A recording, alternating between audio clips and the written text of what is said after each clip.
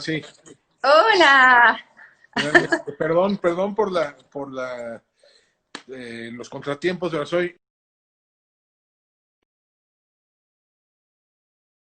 en Instagram, nunca había hecho una historia en Instagram. Es la primera vez que transmito un video en vivo en Instagram solo. Entonces, una disculpa a todos. No, al contrario, yo te agradezco por la voluntad y por el tiempo y por el interés, porque yo tampoco había visto que no se podía transmitir de celular a computadora, pero mira, todos los días se aprende algo nuevo. Ya Y, vemos. y ya estás aquí. Gracias también por la paciencia.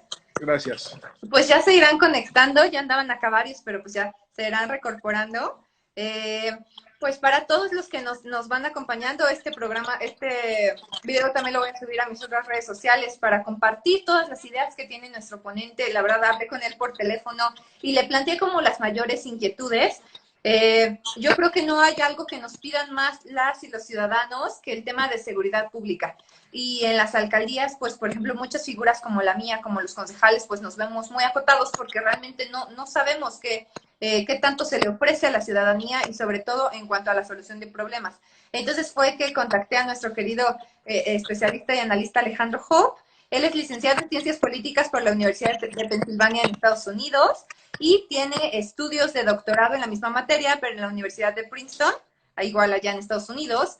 Eh, Fue editor de Seguridad y Justicia en Daily Post de 2014 a 2006. Fue director de proyectos de seguridad en el Instituto Mexicano para la Competitividad. Ejerció diversos cargos directivos en el Centro de Investigación y Seguridad Nacional, es decir, un nivel súper alto.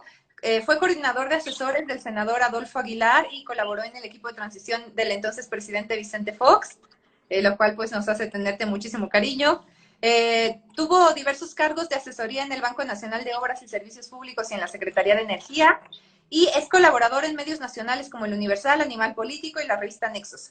Además es coautor del libro Lamentada Estrategia, 2 ensayos y 39 preguntas sobre seguridad, justicia, violencia y delito del Senado de la República del 2015. Entonces, pues es un gustazo platicar contigo, querido Alejandro.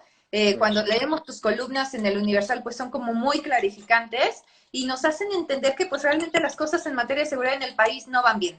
Y no van bien desde hace bastantes años. Y ahora que la Constitución de México pues transformó las delegaciones en alcaldías, pues el tema de la seguridad siguió siendo un tema central. ¿Tú cómo lo ves? ¿Cuáles crees que son los principales retos en esta materia en la Ciudad de México? Mira, a ver, vamos a ver, a escala nacional tenemos un problema que es notable. O sea, hay la experiencia de los mexicanos con el delito es casi universal. Todos los años tenemos grosso modo 33 millones de delitos en todo el país.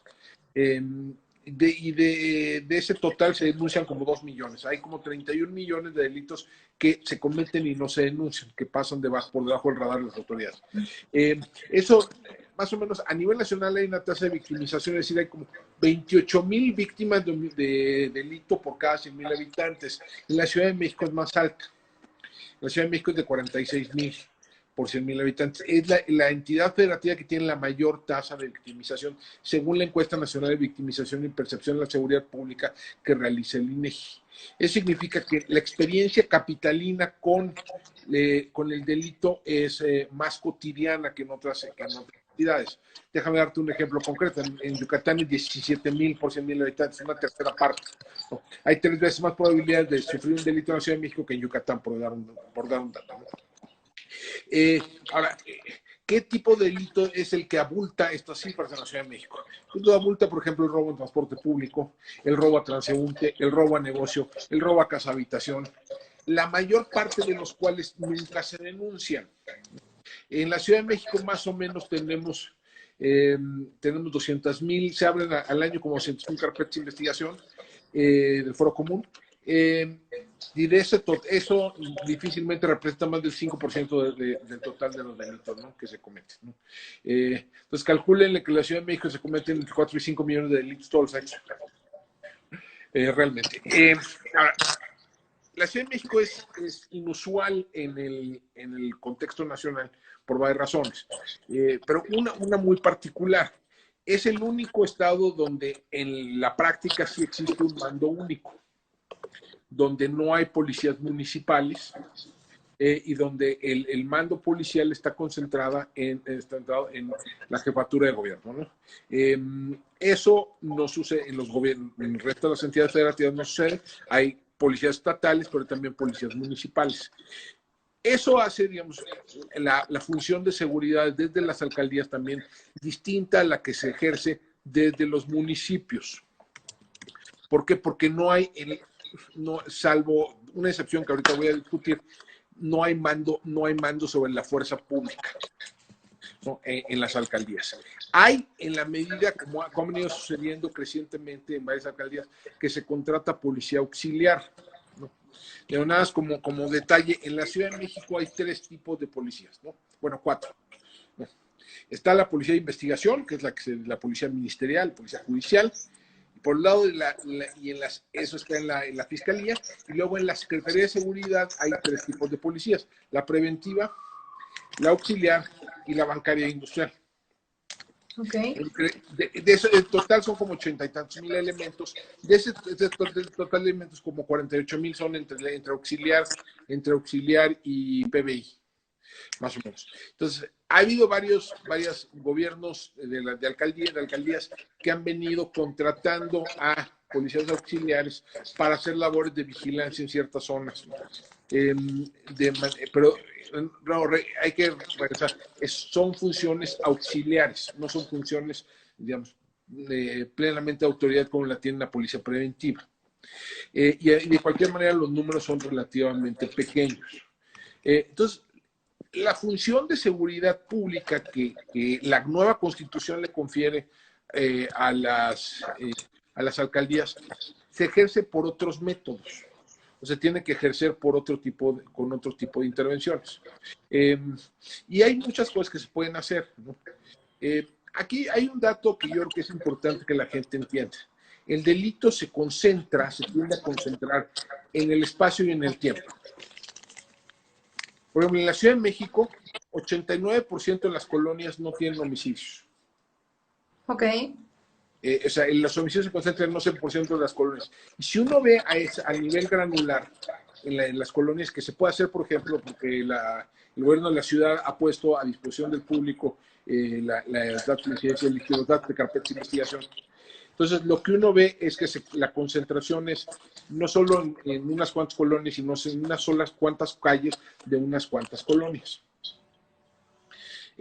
Y eso, o sea, esa concentración tiene una lógica, no es casual. Hay concentración, por ejemplo, de lesiones, por ejemplo, donde hay cantina. Ok. O sea, todo Cuauhtémoc. Hay concentración de ciertas formas de robo, por ejemplo, el robo a transeúnte fuera de las salidas del metro, ¿no? Hay concentración de robo a transporte público cerca de los paraderos, ¿no? O sea, hay una lógica detrás de esto. O sea, no es... entonces, eso permite, si se entiende eso y se logra ubicar dónde se están cometiendo estos delitos, es posible hacer intervenciones que no necesariamente requieran de fuerza pública. Ok.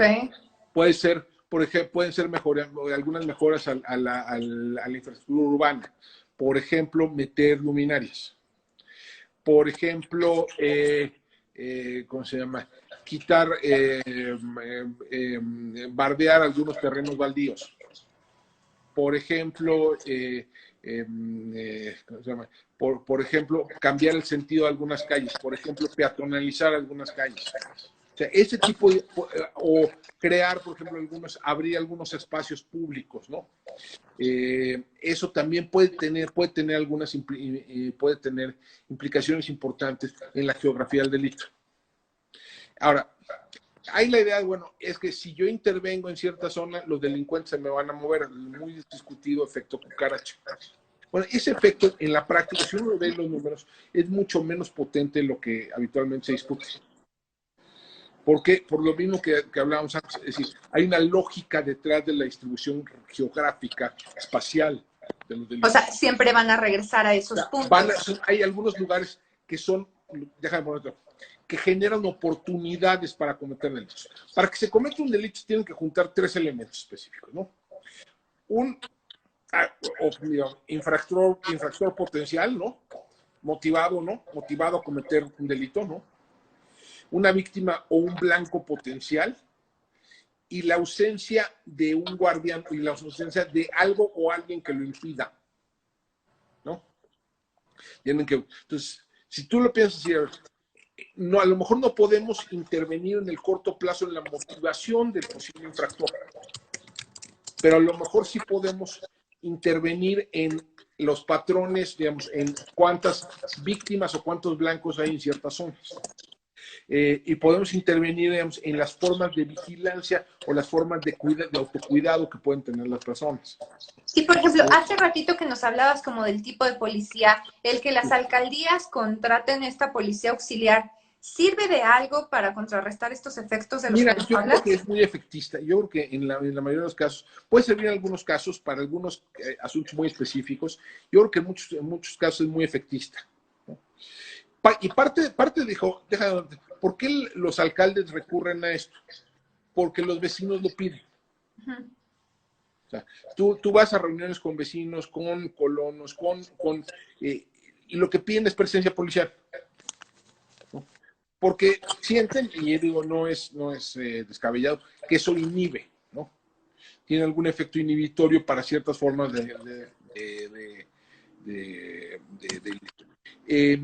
ahí lo que yo creo que, déjame ponerte, yo creo que por ejemplo, desde la oposición, desde la sociedad civil, desde la academia, lo que se puede ir es, a ver, no decir sí o no a este tipo de intervenciones, sino, digamos, adoptar un método basado en evidencia. A ver, tú dices que contratar policía auxiliar y desplegarlos en ciertas zonas, ciertas horas, tiene efectos inhibitorios. Bueno, vamos a medirlo. O vamos a medir, que pueden ser varias cosas, déjame ponerlo así. A lo mejor no reduce la incidencia, pero sí mejora la percepción de seguridad, que también es un objetivo en sí mismo, ¿no? Que la gente se siente segura, ¿no? Entonces se mide en incidencia y en Se percepción. puede medir percepción, se puede medir confianza en la policía. O sea, déjame ponerlo así, pero lo que se puede hacer es adoptar, digamos, lo que es empujar a que la política se base en evidencia y no nada más en la ocurrencia, ¿no? Yo digo que más policías generan menos delitos, pues a lo mejor no, a lo mejor sí, a lo mejor no. Entonces vamos midiéndolo, ¿no? Hay muchos, digamos, tiene sus complejidades, digamos, déjame ponerte, medir el impacto de más policías en el número de delitos por una razón sencilla, porque tiende a haber más policías donde hay más delitos, ¿no? Entonces no está clara cuál es la relación causal. Ok. Pero sí se puede, pero digamos, si empezamos a pensar, ¿no? ¿Cómo podemos, pero también, digamos, y lo mismo vale, digamos, eso vale para las intervenciones específicas, digamos, traer más policías, pero también se puede pensar para intervenciones puntuales, ¿no? A ver, en muchas alcaldías ponen retenes, ¿no? Sobre todo en la Sí, noche. Venustiano Carranza, Iztacalco, también Cuauhtémoc, A ver, Benito Juárez también he visto. ¿funciona, sirve o no? Pues no sabemos por qué no lo medimos. Y, por Porque ejemplo, no, ¿quién realiza esas mediciones? ¿Las alcaldías o el a ver, gobierno de yo la creo que, ciudad? a ver, allí lo que habría que decirle, a ver, a la autoridad, la manera yo creo que de ir generando cierta rendición de cuentas es que la evaluación sea externa. Ok, ok, contratarlas. O Ajá. sea, bueno, puede ser una institución académica, Ah, por ejemplo, ¿no? ok. Digo, con la colaboración de la autoridad, pero yo creo que, por ejemplo, hay ciertos funcionarios dentro de la Secretaría de Seguridad Ciudadana que estarían encantados de hacer experimentos de esta naturaleza, ¿no? Pienso, por ejemplo, el subsecretario Pablo Vázquez, ¿no? Que es una persona que entiende estos temas muy bien, ¿no? Entonces, o sea, yo creo que puede haber aliados dentro de la propia administración, dentro del propio gobierno central, para construir una política basada en evidencia. Y ahorita, por ejemplo, querido Alejandro, las decisiones que toman las alcaldías o el gobierno de la ciudad, o sea, según yo, se ponen de acuerdo para esa clase de toma de decisiones, Algunas sí. ¿ya lo hacen en medida con estos datos o en qué Yo creo basan que sus no, mira, diagnósticos? yo creo que todavía no, porque y no solo es un problema en la Ciudad de México, la seguridad pública en general, olvidamos, los temas de seguridad y justicia son a libre de evidencia. ¿no? Comparado con, por ejemplo, con cómo se ha avanzado en entender lo que funciona y no funciona de la política social, o lo que se había avanzado, ya no tanto, pero lo que se sabe de qué tipo de intervenciones funcionan, cuáles no. En política de seguridad están, yo creo que pañales. Pero sí se puede, a ver, las alcaldías pueden ser un escenario muy interesante para este tipo de innovaciones metodológicas, ¿no? Es decir, no me digas, a ver, yo le llevaría con el alcalde, a ver, no me digas que vas a traer más policías. Sí, es lo que siempre no es el objetivo, ¿no?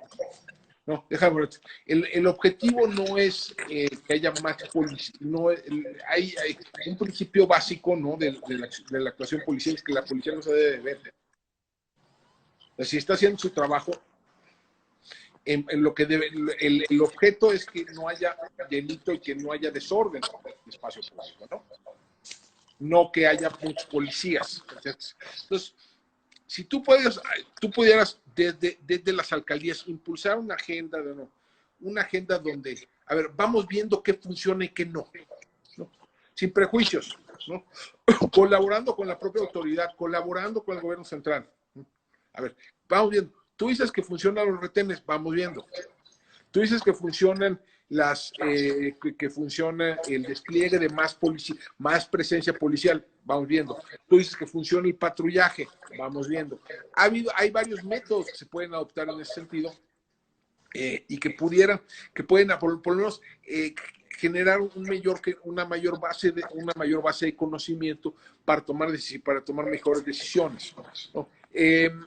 Y lo mismo, porque esto es nada más el tema de la policía, pero también se puede hacer, por ejemplo, los muchos temas de prevención tanto social como situacional del delito, se pueden someter a evaluación externa, ¿no? Y no me digas, a ver, es que yo voy a hacer 27 partes, padrísimo, y canchos deportivos.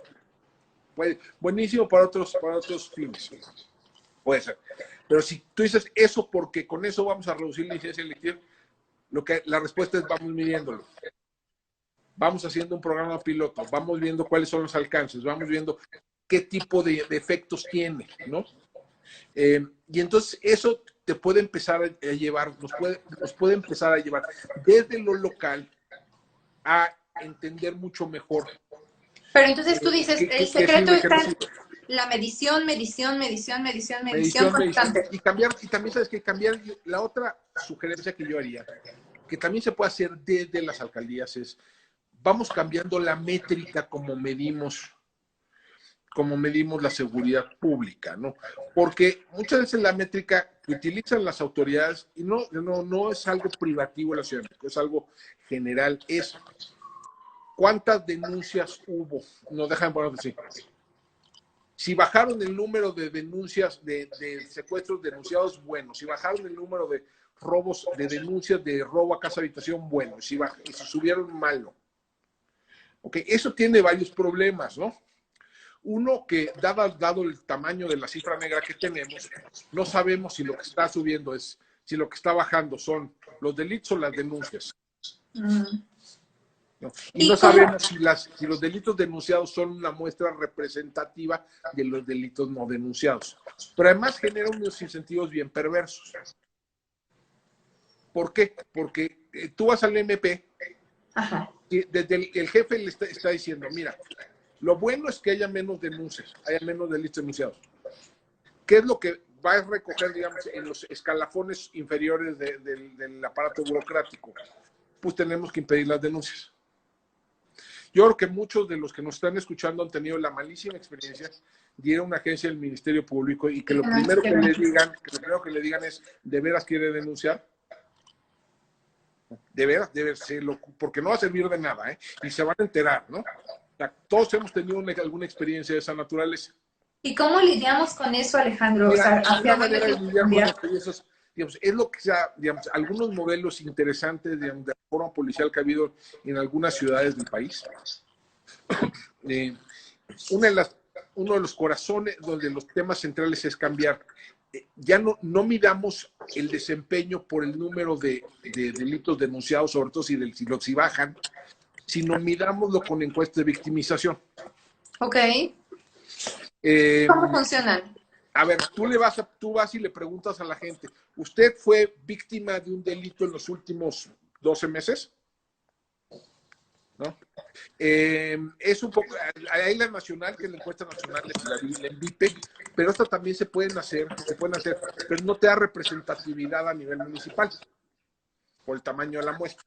Para que te dé representatividad a nivel de, por ejemplo, la alcaldía Cuauhtémoc, necesitas una muestra relativamente amplia en esa alcaldía. Entonces, no son relativamente caras estas encuestas, pero sí te dan, por un lado, ahí empieza a capturar la cifra negra. Entonces, la gente te dice no solo los delitos que denunció, sino también los que no denunció. Digo, hay varios métodos y varias técnicas para llegar a ese número, pero sí se puede. También en las mismas encuestas te empiezas a construir otro tipo de indicadores. Por ejemplo, percepción de seguridad, ¿no? O sea, uno de los peores costos de la inseguridad es el miedo. Y todo lo que dejas de hacer por el miedo. Entonces, reducir el nivel de miedo es un objetivo de política pública en sí mismo. ¿Y cómo se lograría eso desde como una política pública? A ver, deja de ponerlo todo así. De nuevo, hay que pensar, a lo mejor ciertos patrullajes a pie de policía. O sea, lo visual, que es lo que a lo mejor con instalación de luminarias, a lo mejor con intervenciones del espacio público, con mejores banquetas. O sea, creando un entorno. Hay varias maneras de entrarle, pero déjame sí, pero ahí el objetivo, no es reducir el número de delitos que se cometen, sino cómo se siente la gente. Otra posible métrica es la confianza de la población en las instituciones. Tú lo que quieres es, ¿cómo se llama? Que la gente confíe en su policía. Sí. Que la gente se acerque a su policía, ¿no? Que la gente se acerque a sus instituciones. ¿Y cómo cambiamos eso, Alejandro? Porque, por ejemplo, si hoy tú como mujer en la noche vas caminando por un pasillo y tú ves que en tu dirección vienen 2 o 3 policías, te detienes. Te da miedo. O sea, y te da tanto miedo como si encuentras algún ladrón o algún tipo que se está drogando. Mira, ¿cómo cambiar eso? A ver, digo, la policía podría adoptar, digamos, algunas metodologías, lo que llaman de policía comunitaria y policía de proximidad, ¿no?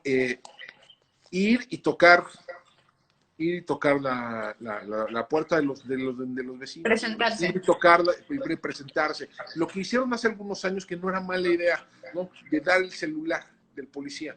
Ajá. ¿No? Que ya, o sea, a lo mejor, a ver, te da miedo si ves un policía ahí que no reconoces, pero si es el policía que siempre ves, a lo mejor no te da la misma desconfianza, ¿no?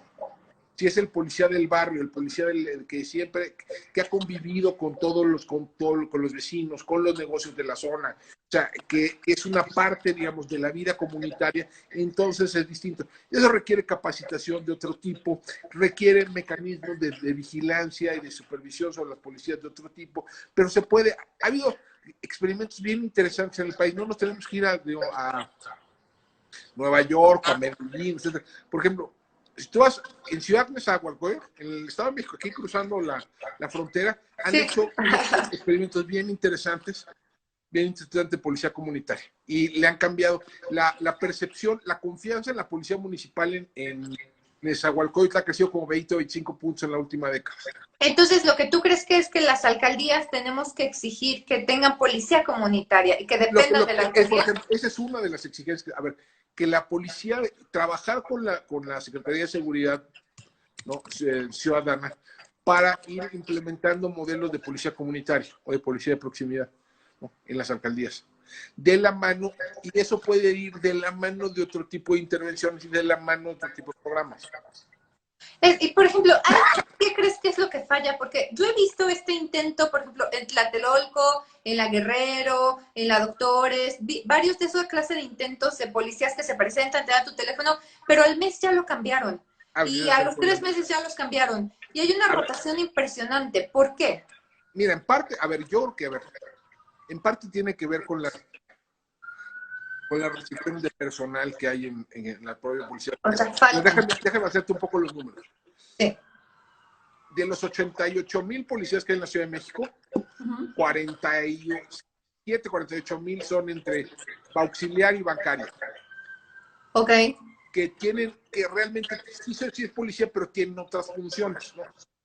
Ahí es la provisión pública de seguridad privada, ¿no? Ellos protegen a quien los contrata, ¿no? Digo, y hace una labor muy importante y lo respeto enormemente, pero sí es distinto, ¿no? Ahora, el resto de los 40,000 que te quedan, de esos, según datos de hace como un año, no sé cómo estará ahorita la situación, pero hace como un año había como 6,000 plazas no ocupadas. ¿Por qué? O sea, ¿por qué crees que, o sea, la gente no se está A metiendo ver, para la policía? los sueldos de la policía en la Ciudad de México son relativamente bajos, ¿eh? Uh-huh. Incluso en comparación con, digamos, con el promedio nacional, andaban sobre 9,000 pesos promedio al mes. Es muy poco, claro. Un policía de Chalco gana más que un policía de la Ciudad de México. ¿Cuánto gana uno de Chalco? 12, 13, 11, 12. O sea, entonces, ha habido un esfuerzo, sí hay que reconocerlo, yo sí lo reconozco, ha habido un esfuerzo por ir mejorando gradualmente las percepciones de y el paquete de prestaciones que recibe la policía de la Ciudad de México, pero todavía está, digamos, hay un rezago muy importante, ¿no?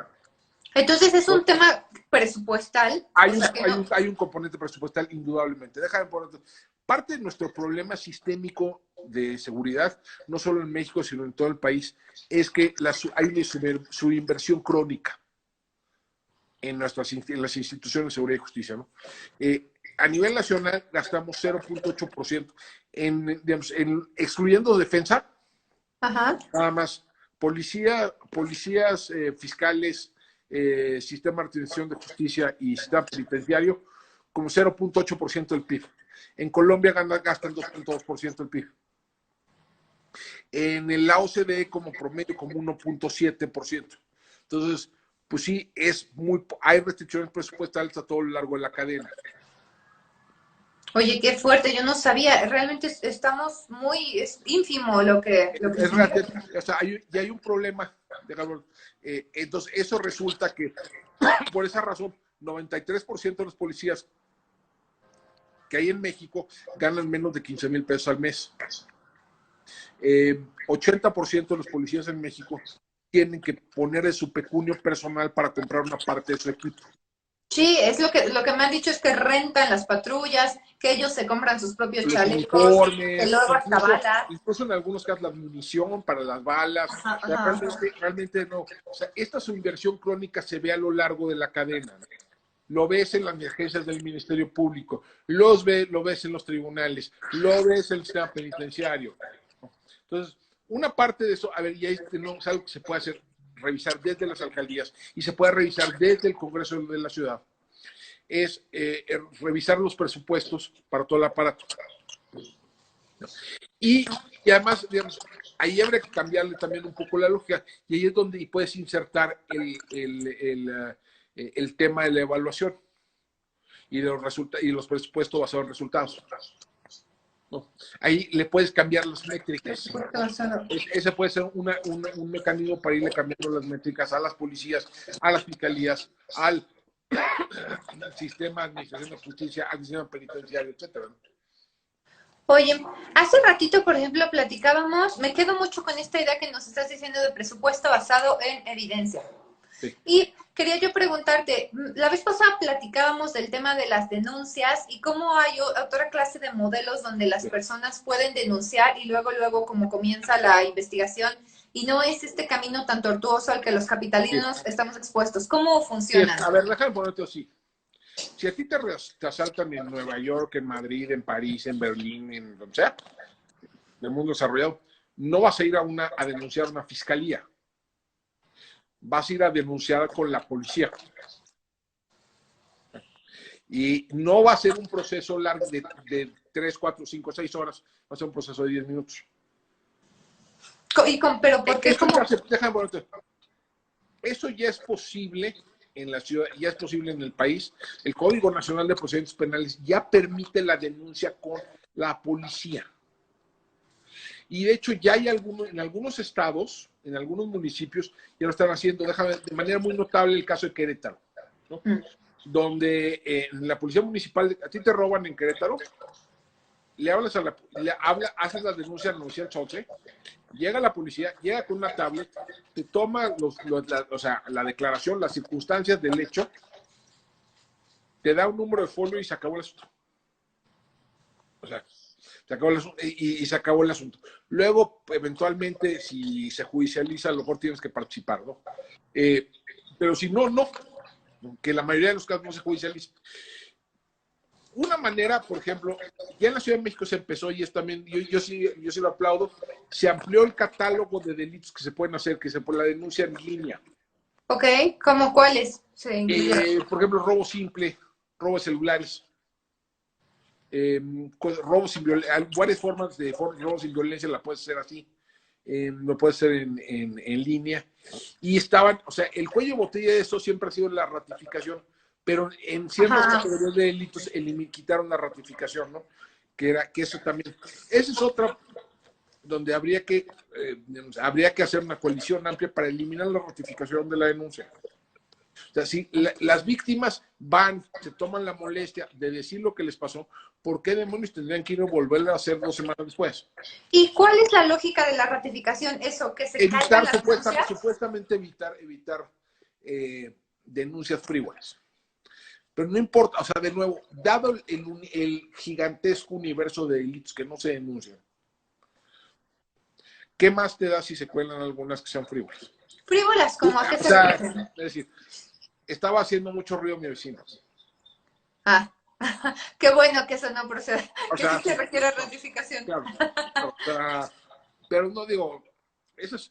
Ahora, otro camino, déjame un momento, es también, hay muchos temas que no necesariamente tienen que pasar por el sistema de justicia penal, podrían pasar por la justicia cívica. Platícame, ¿cómo son esos esquemas de justicia cívica? Los juzgados cívicos, a ver, ese es, ahorita de hecho los procesos de reforma, de intento de reforma policial en varios municipios del país, viene junto con pegado el tema de la policía y el tema de la justicia cívica. Que es la justicia cívica es la que te resuelve pequeños conflictos, ¿no?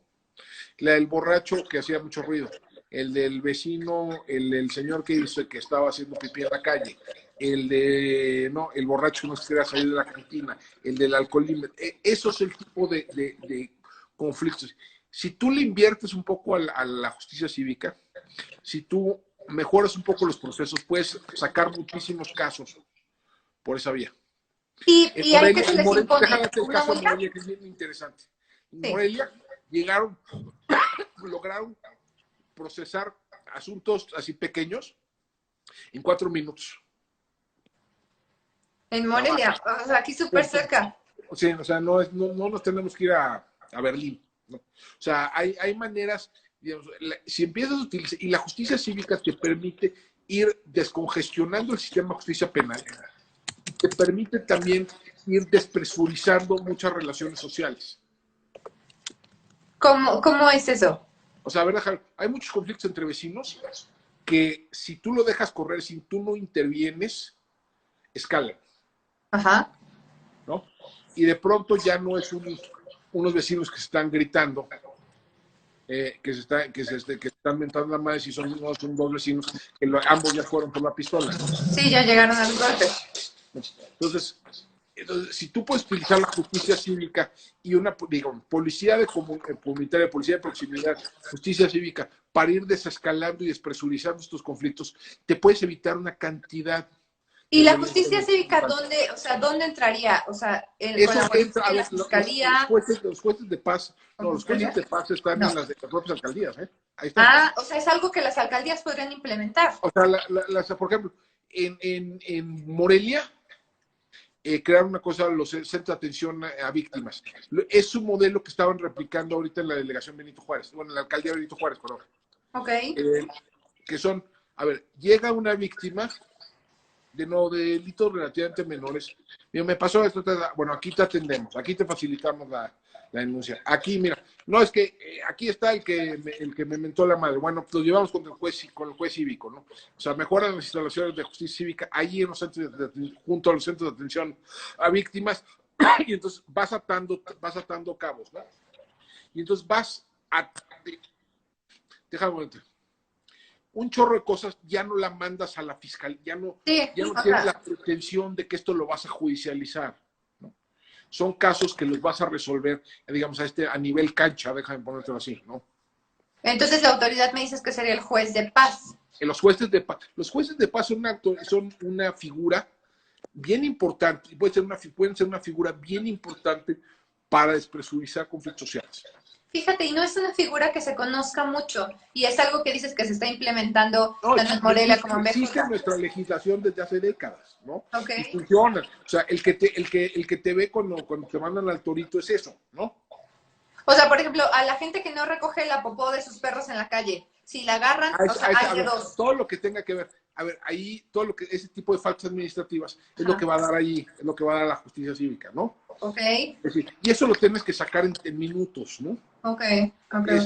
Ahí lo que tienes que hacer son procesos muy eficientes que te permitan sacar en minutos este tipo de conflictos. Hay, por ejemplo, otra duda que también nos surge mucho dentro de las alcaldías.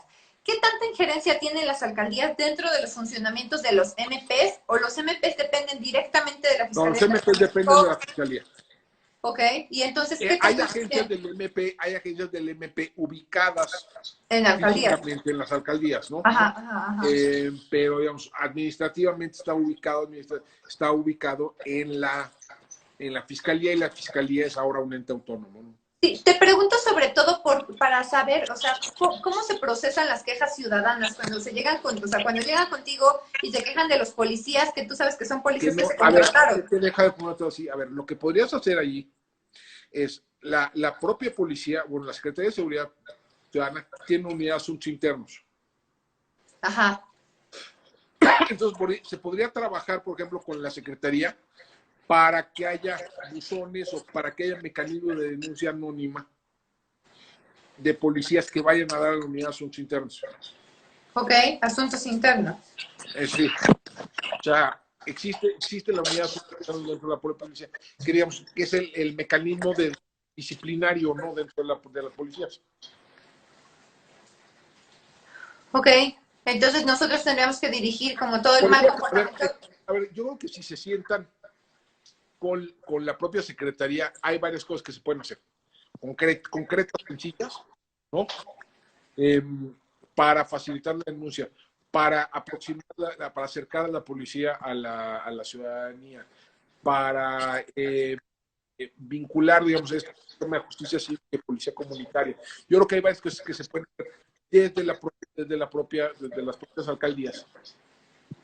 Okay. Y, digamos, intervenciones que son creativas, que no requieren mucho dinero, que no requieren mucho dinero, y que sí permiten cambiar la experiencia de los ciudadanos con la autoridad.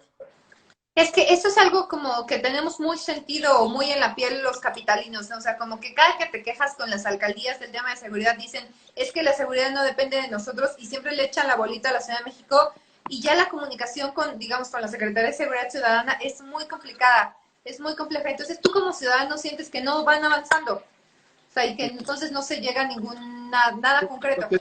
Entonces, a ver, lo que pueden hacer es empezar a trabajar, digamos. A ver, lo que pasa es que a lo mejor lo que necesitas es ir, no tratar de resolver el problema de seguridad, sino ir resolviendo problemas muy concretos. Muy concretos. Entonces, en esa práctica que va a ser pasando a otro tipo de procesos. Por ejemplo, estaba hasta hace algunos la policía de la Ciudad de México, la policía estaban trabajando en una intervención que le llamaban alto al fuego, que estaba orientada a reducir homicidios, sobre todo homicidios con arma de fuego, entre grupos de pandillas, etc., en la delegación de Obregón, Sí. en una colonia de la delegación de Obregón. Bueno, ese tipo de intervenciones te la puedes traer a otras zonas de la ciudad Y eso requiere la coalición, eso requiere construcción, una construcción de coaliciones bien amplias, ¿eh?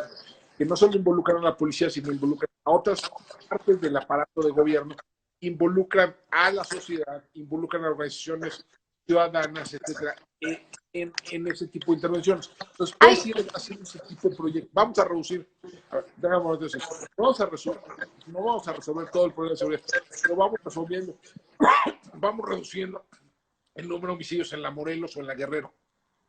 Ahí, por ejemplo, me surgió la pregunta, ¿qué tanto sirven o no estos operativos de retirar las armas a las personas? Lo hacía mucho Mancera, Sheinbaum, ahí medio le ha entrado. Depende. Es que si por sí mismo yo creo que son efectistas, son intervenciones efectistas cuyo impacto son más bien limitados. Y sobre todo, no se miden, insistimos, ¿no? Ya, o sea, lo que mides es el número de policías que retiraste. No cuántas balaceras hubo después. Sí, es que yo veo que como una estrategia para construir la paz están promoviendo constantemente eso de que los ciudadanos de manera voluntaria entreguen las armas legales o ilegales que tienen en su casa. Eso realmente tiende a funcionar poco, pero hay otras intervenciones, digamos, de reducción de violencia con armas de fuego, ajá, donde sí hay evidencia de que funcionen. Por ejemplo, déjame ponerte así. Cuando tienes a alguien que es, sobre todo ciertas jóvenes, sobre todo jóvenes, ¿no? de barrios donde hay niveles de importantes de exclusión social, etcétera, ese video de bala manda gente al hospital en ese momento. Es probable que eso esté, sobre todo si tienes algún tipo de evidencia que esto está vinculado a un conflicto entre grupos, manda gente al hospital en ese momento para frenar la venganza, para intervenir en ese momento el conflicto, ¿no? Esos son, por ejemplo, intervenciones que tienen cierta evidencia de eficacia, ¿no? Sí. Entonces, tú puedes, ahí, por ejemplo, eso también se puede construir desde las alcaldías, ¿eh? Ese tipo de intervenciones, decir, a ver, tú no te vas a vengar, nosotros nos vamos a ocupar, nosotros la autoridad, a ti te balació el grupo A y tú eres del grupo B. Entonces vas con el del grupo B y vas con los familiares del balaceado y vas con... Ustedes no se preocupen, nosotros vamos a intervenir. O sea, sí, intervenir. Eso es muy bueno, porque fíjate que yo nunca he visto que se haga, al contrario, o sea, es como... O agarran justicia por los dos, o sea, como justician a los dos, o ignoran el tema y mejor no se meten en problemas. Es decir, entonces, si tú puedes tener ese tipo de intervenciones así concretitas, sí, pues y puedes construir un lazo de colaboración, vínculos de colaboración con las instituciones a partir de esos proyectos. Y puedes ir construyendo coaliciones a partir de esos proyectos. Y entonces vas resolviendo, no resuelves el tema de la seguridad, pero vas resolviendo temas concretos.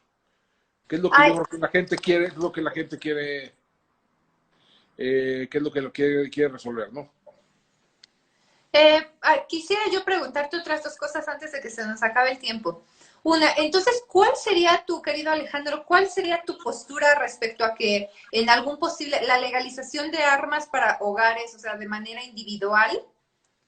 Y la otra pregunta es, en términos de violencia contra las mujeres en los hogares, todo este aumento que vimos ahorita con el COVID, ¿cuáles crees que sean como las principales acciones que una alcaldía podría ejecutar para disminuir o para ayudar a mermar esos números de violencia contra las mujeres?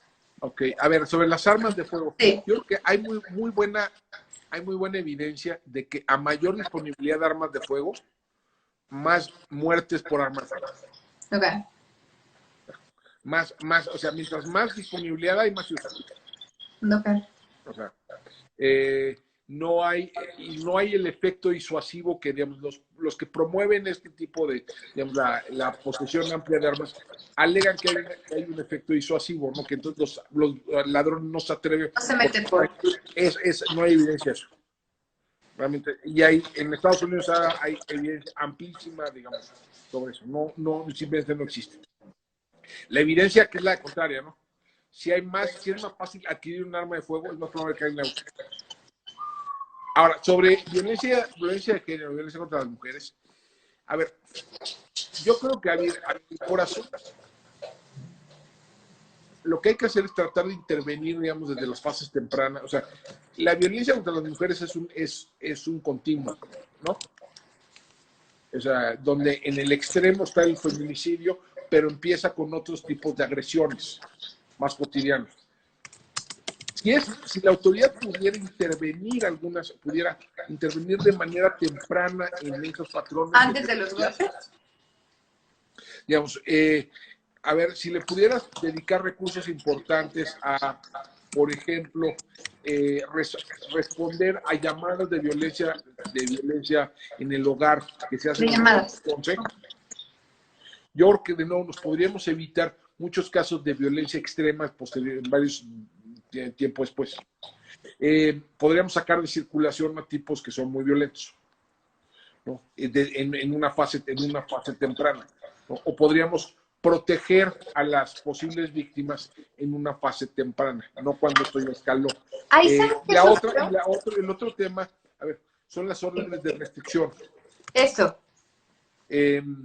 Allí yo creo que, a ver, ahí el tema no es tanto de las alcaldías, pero sí es, a ver, déjame ver, ahí quien tiene que, a ver, tendrías que empezar, yo creo que ni siquiera han de tener muy bien sistematizados los tribunales, el Tribunal Superior de Justicia del Ciudad de México, las órdenes de restricción. Y las, digamos, entonces, y muchas veces se utilizan, digamos, se utilizan órdenes de restricción, digamos, de manera corrupta, ¿no? Se compra y se vende, ¿no? Entonces, los casos donde sí se necesitan, uno, no están bien registrados, no están bien documentados y no hay un seguimiento apropiado. Entonces, muchas mujeres que sí, donde hay un agresor, ¿no? Donde hay un agresor claro, no están recibiendo la protección que merecen, ¿no? O sea, es un tema de protección. Ahí, por ejemplo, hay un tema de corrupción, pero hay un tema también, yo creo que de procesos administrativos, hay un tema de registro, ¿no? Si tú vas, por ejemplo, todavía, los rezados tecnológicos que hay, por ejemplo, en el Tribunal Superior de Justicia es enorme, ¿no? Allí una parte del tema no está en los digamos, en el sistema de justicia penal, sino está, por ejemplo, en el sistema de justicia familiar. En los tribunales, en los juzgados civiles y familiares, ¿no? Allí es donde deberíamos de estar haciendo el registro adecuado, ¿no? De las órdenes de restricción y similares, ¿no? Ahí, por ejemplo, lo que he visto es que aplica mucho lo que tú decías de la ratificación. Haz de cuenta, te golpea hoy, lo denuncias hoy, los policías se lo llevan y después de 2 semanas, ya que él mismo te amenazó, la familia te amenazó, te arrepentiste, sentiste remordimiento por los niños, te amenazó con correrte de la casa, ya no ratificas la denuncia y el tipo vuelve a salir. La ratificación de la denuncia es una barbaridad, es un anacronismo. Sí. Ya eso debería de formar parte de una agenda de seguridad democrática, la eliminación de la ratificación de la denuncia. O sea, el rol del testigo es avisar, de la víctima es avisarle a la autoridad, ¿no? No hacerle el trabajo a la autoridad. Y ahí, por ejemplo, ¿tú qué cambios se tienen que hacer? Ahorita me sonó por lo que dijiste. Tú estás escuchando que están golpeando a la vecina en el departamento de al lado, pero la vecina no le habla a la policía. Tú le hablas a los policías. No, pues. Ajá. Pero y después, ¿cómo logras que el que tú avisaste tenga un valor en el caso? O sea, que como testigos, como dijiste. Bueno, puede servir, digo, tú puedes ser el testigo en el proceso, ¿no? Puede ser. Pero depende de las circunstancias específicas, ¿no? Sí, escucho mucho esa clase de casos donde, no sé, o sea, como que la denuncia de los vecinos no cuenta porque no es la denuncia de la víctima. No, sí cuenta, sí Okay. cuenta. Cuenta menos, pero sí cuenta. Sí, yo creo que hay que como intentar cambiar eso. Por aquí Betty Guevara nos dice, Alejandro, ¿qué opinas de la gentrificación? ¿Ayuda a disminuir violencia o no? Muchas colonias de Cuauhtémoc pasan por ese proceso, por ejemplo, la colonia Juárez y la Doctores. Mira, no sé, a ver, de nuevo, yo creo que son esas preguntas que hay que someterlos a la evidencia, ¿no? Ok, evidencia. O sea, no sé.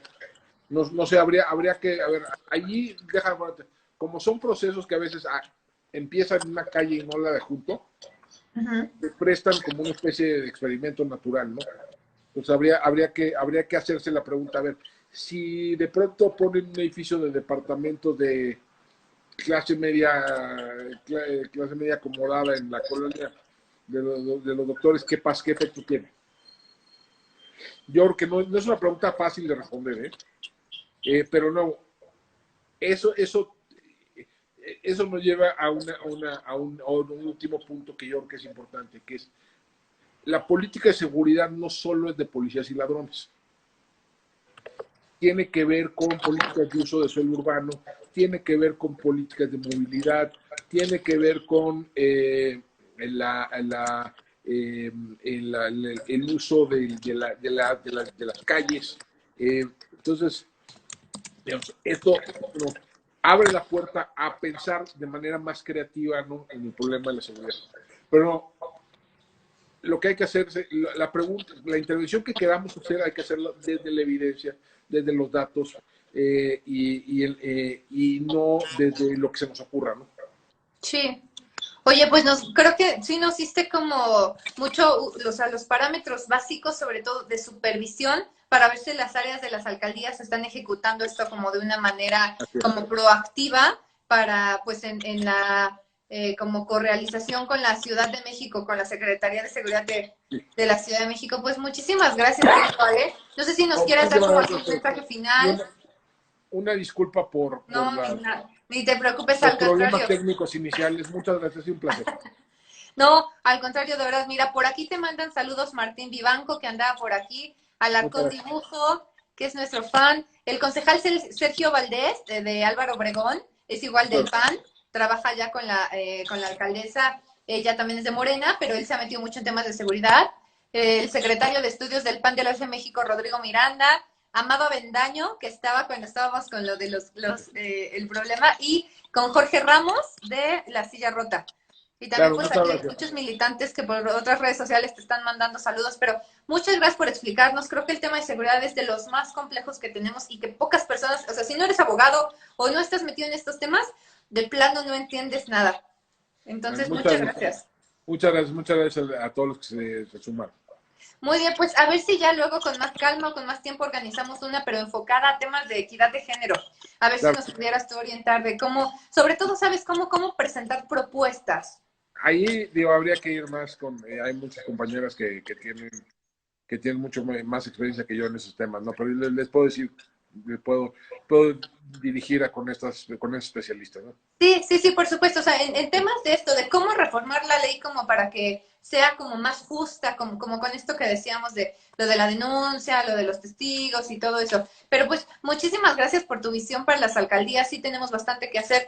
Me quedo, te digo, con lo que dijiste del ejemplo de Mesa, identificar lo de las 11 colonias que señalaste y lo de métricas, métodos basados en evidencia, pues aquí tomé muchas notas y si no voy a rever el video para tenerlo. Pero pues gracias por tu tiempo y pues también una disculpa por los errores iniciales. Hasta luego, gracias. Gracias, nos estamos viendo pronto.